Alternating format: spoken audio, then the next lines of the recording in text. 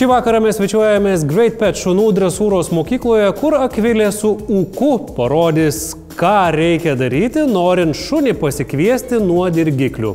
Akvilė?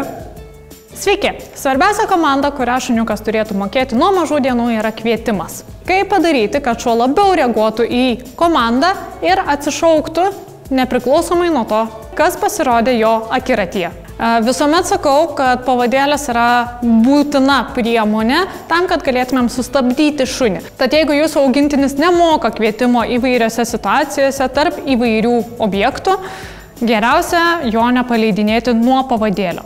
Ir žinoma, mums reikės skanėstų, kad mes galėtumėm motyvuoti augintinį ateiti pas mus.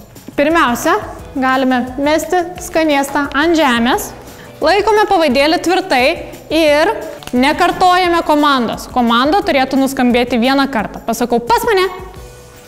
Šuniukas ateina, galiu dar kelis žingsnius atgal paeiti, nes tai yra smagus veiksmas pačiam šuniui ir paskatinu super.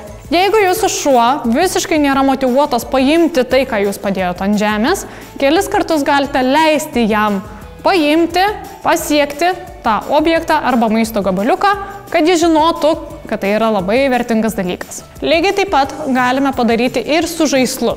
Dažną šunį tai netgi labiau motyvuoja. Nepamirškite visada kalbėti su augintiniu. Nebūkite tiesiog tie žmonės, kurie vieną kartą pasako šaunuolis ir viskas. Nuoširdžiai pasidžiaukite savo augintiniu. Ir vėl einame link žaislo. Pas mane. Wow, šaunuolis šuo, labai gerai. Kartokite šitą pratimą kiekvieno pasivaikščiojimo metu ir tikrai ne vieną ir ne du kartus.